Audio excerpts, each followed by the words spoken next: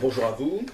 Alors, une nouvelle vidéo qui s'intitule Le meilleur moyen de combattre Daesh, c'est d'aider les musulmans à quitter l'islam. Alors, pourquoi est-ce que le meilleur moyen de combattre Daesh, c'est que les musulmans quittent l'islam? Alors, tout d'abord, il faut bien comprendre que Daesh, historique, c'est une sorte de résurgence un peu nihiliste, mais assez authentique de ce qu'a été l'islam historiquement, à savoir combattre les non-musulmans, faire en sorte d'instaurer un califat, et étendre au maximum la zone politique de pouvoir musulman, l'Oumma, racketter les non-musulmans en leur faisant payer des impôts, ce qu'on appelle la djiza historiquement, et pour les voler, puis aussi pour les inciter à se convertir à l'islam. Faire des razzias également, des razzias dans les populations hostiles, et réduire à l'esclavage sexuel les femmes qu'on aura attrapées en quelque sorte. Voilà, donc en quelque sorte, Daesh, c'est une sorte de résurgence assez nihiliste mais assez authentique de ce qu'a été l'islam historiquement. Et on a tendance à croire que l'islam pourrait être pacifique et gentil, mais en fait, c'est pas du tout vrai. Les pays musulmans, en fait, ce qui s'est passé, c'est que l'islam a été en déclin pendant plusieurs siècles, jusqu'à être, comment dire, dominé politiquement par les pays non musulmans lors de la colonisation. Et après la décolonisation, ce qui s'est passé, bon, ils sont redevenus indépendants, bon, ils ont décidé, pour des raisons un peu de fierté culturelle et de tradition religieuse, de rester musulmans, de conserver l'islam, mais malgré tout, ils avaient des régimes assez laïques parce qu'ils ne voulaient pas non plus vivre dans des pays islamistes. Et voilà, ils voulaient en quelque sorte conserver les bienfaits d'une société où, comme du temps de la colonisation, on avait un peu mis à distance l'islam. Mais donc, et voilà, par exemple en Tunisie, il y a eu un régime assez laïque, celui d'Habib Bourguiba.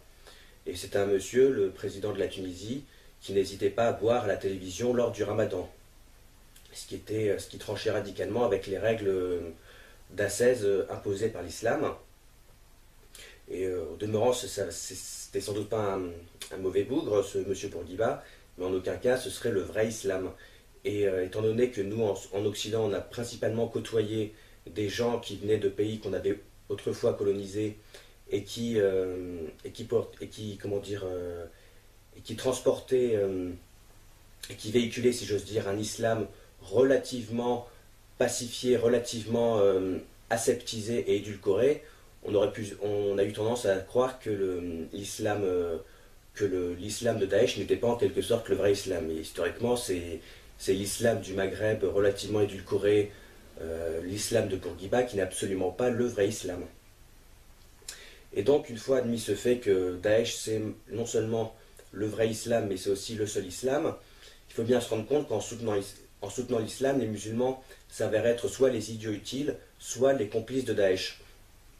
Idiots utiles ou complices de Daesh, ça dépend en quelque sorte de leur degré de lucidité, de leur, de leur degré de naïveté vis-à-vis de ce qu'est foncièrement l'islam.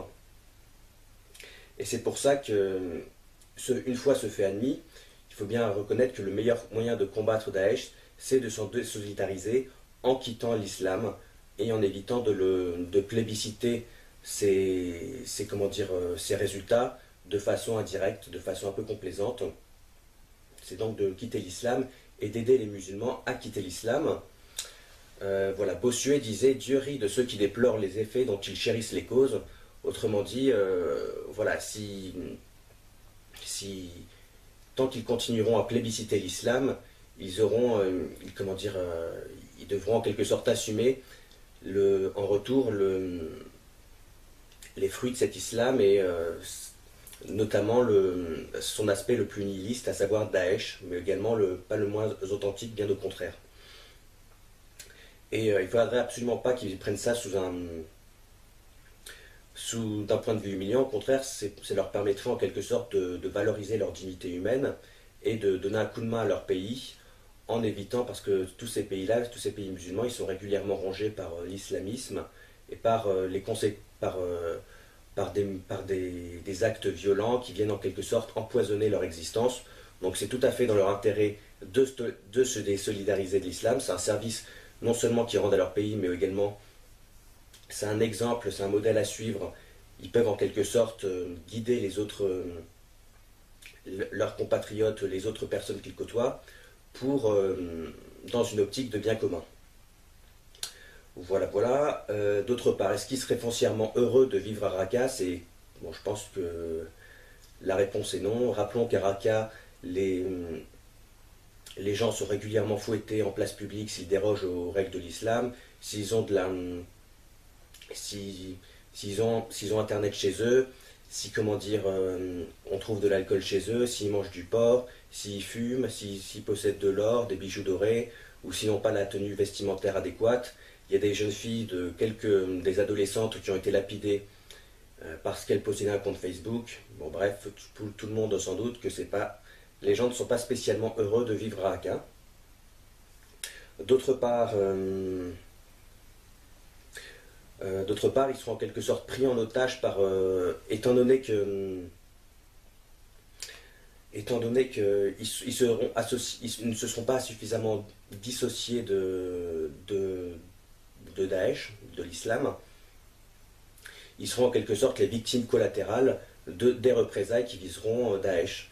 Et parce que comme ils ne se seront pas suffisamment dissociés de Daesh, Daesh se dira qu'ils ont une certaine légitimité à vivre parmi eux et à les prendre en otage comme des boucliers humains. Et au final, ça fera beaucoup de morts lors des bombardements ou lors des actions de Daesh.